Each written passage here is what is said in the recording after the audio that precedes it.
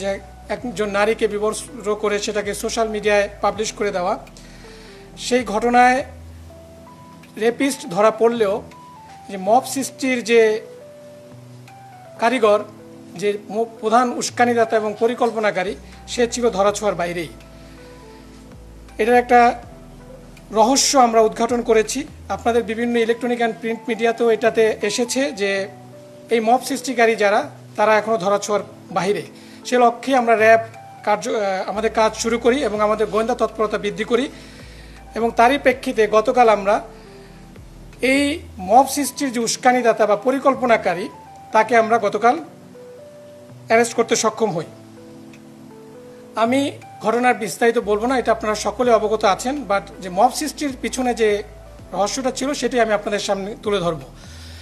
এখানে ঘটনাটা ঘটেছিল দুই ভাইয়ের মধ্যে, শাহপরান এবং ফজর আলী। ফজর আলী যে অলরেডি যে অ্যারেস্টেড, যিনি ধর্ষক হিসাবে পরিচিত হয়েছে এবং যা তার নামে অলরেডি মামলাও হয়েছে, ওখানে ভিকটিম মামলা করেছেন। সে ধরা পড়লেও দেখা গেল যে মবটা যারা করেছে, যারা এই সোশ্যাল মিডিয়াতে এই ভিডিওটাকে ভাইরাল করেছে, তাদের কয়েকজন ধরা পড়লেও এটার যে উস্কানিদাতা তিনি ধরা পড়েননি।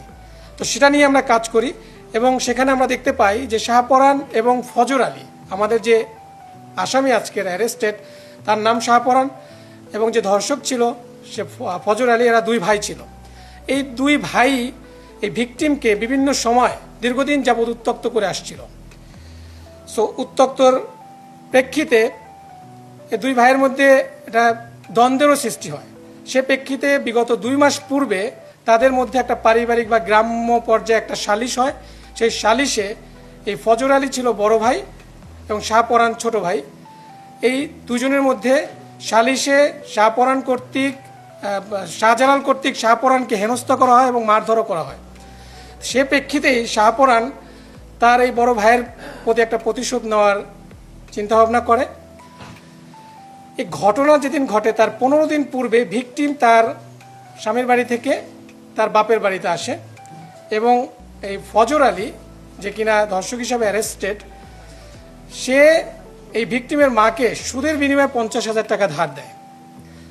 সো সেই ধারের টাকা আদায় করার জন্যই মাঝে মাঝে তাদের বাসায় যেত।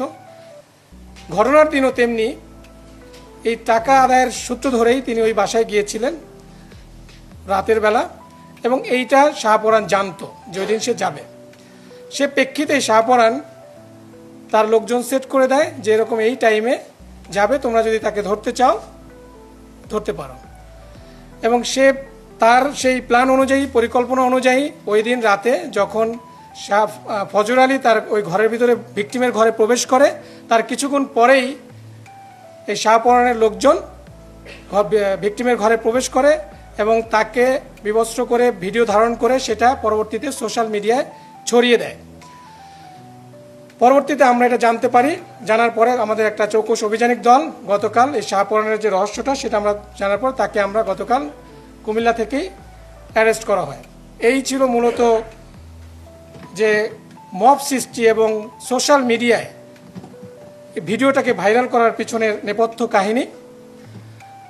মূলত দুই ভাইয়ের দ্বন্দ্বকে কেন্দ্র করেই এই ঘটনাটা ঘটানো হয়েছে এবং এই মহিলাকে এই দুই ভাই দীর্ঘদিন যাবৎ উত্ত্যক্ত করে আসছিল। সেটাই ছিল মূলত ঘটনা। এই লক্ষ্য আপনারা অলরেডি জানেন যে ধর্ষক সহকারে 4 জন উত্ত্যক্তকারী, 4 জন মবের সদস্য এবং যে প্রধান পরিকল্পনাকারী, গতকাল আমরা তাকে অ্যারেস্ট করেছি।